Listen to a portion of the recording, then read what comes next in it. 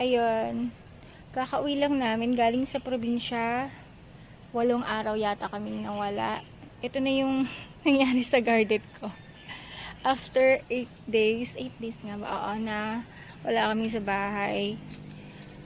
Buti na lang, umuulan-ulan. Tapos, ayan, yung mga dati kong iniwanan na mga bulaklak pa lang. Ayan, ang dami na pong bunga ng aking talong. So, i-harvest na natin sila dahil gumubat na po dito. Yung napabayaan, hindi ko na fertilize kasi nga wala ako. Pero ayun, lumaki naman yung mga bunga. Pwede na itong mga to. Ikat na lang natin.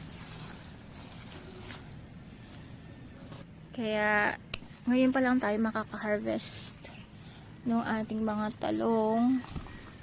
Nako, parang tumanda na yata yung iba. Ay, hindi okay pa. Tapos, after nating mag-harvest, ay nako, nakat ka na. After nating ma-harvest is, what do you call this? Magpa-fertilize na naman tayo mamaya.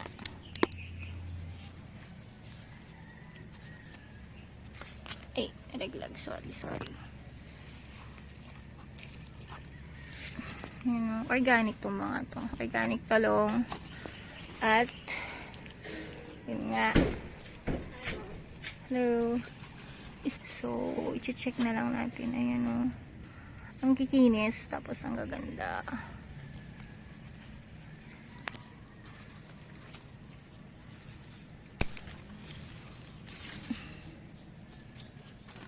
Ikot-ikot na lang tayo. Ayan, meron tayong ulamin. Medyo natumba-tumba yung iba. Malakas daw kasi yung hangin dito nung nakaraan. So, ayan. Ayusin na lang natin tong iba niyan. Ay. Medyo may konting, ano ba to? Batik-batik. Pero asing malambot sila, oh. Marami pa namang mga bagong bunga.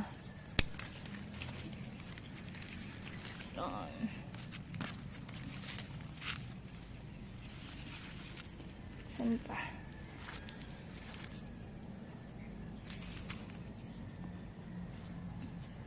Kung pagkatingin mo, ang dami-dami.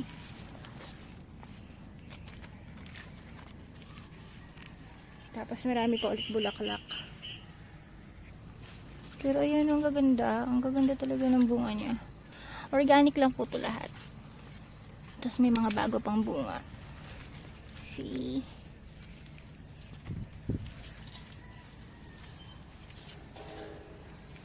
Mga sili natin, lumaki na rin yung iba. Yun, yung mga bagong sili. Pero yung mga pechay, most probably iba na yung lasa ng mga dahon kasi nga hindi natin nakakat and grow. So, ayun. Pa-fertilize na ulit natin. Like ko. Tapos ang daming damo. Ayan. Daming damo. Saan pa ba yung pwede? Ayan. Tapos yung mga bago nating tanim last time, ayan, malaki na sila. Pero nakakatuwa, ang dami na, oh. Ang dami nga ng bunga. So, tuloy-tuloy na sana mamunga ng mga to. Yan, wag naman natin kunin yung mga medyo maliliit. Look. Ayan, oh. Haba nila, diba?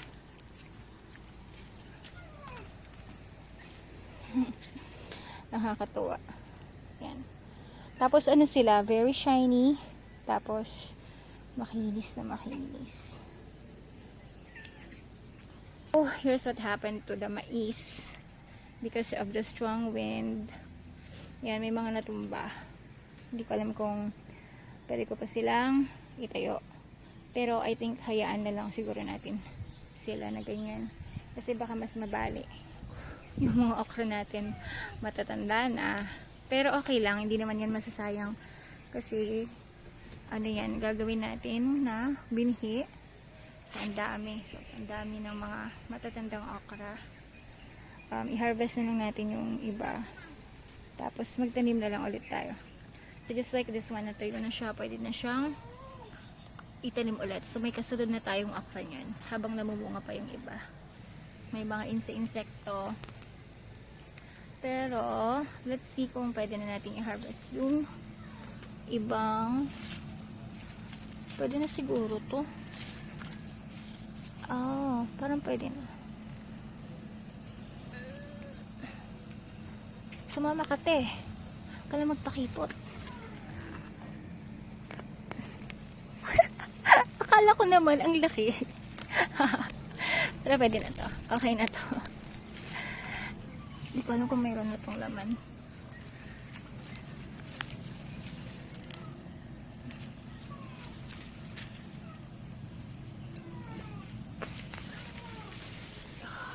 Nag-split pa siya, no? Oh, pili pa to. Sana hindi ko pa kinuha. Mga pechay and cut and grow. Medyo tumubo na. Tapos yung kangkong, pwede natin siyang kunin. Cut ulit natin siya. Ayan. And that's my garden update after ng aking bakasyon. Bakasyon in grande kasi na. Ayan, ito yung kinuha natin na harvest para sa ating sinigang for tonight. Yan, medyo madami pa tayong pwedeng i-harvest after a few days. And I'm so glad kasi nga ito yung mga organic nating talong. Ang gaganda po nung kanilang bunga. Ano, so walang pesticide, walang kahit anong chemical. Medyo may konting tusok-tusok lang pero I think hindi naman siya umabot sa ilalim. Yung balat lang. Ayun. I'm so happy. And then, after a few days, for sure, meron na naman.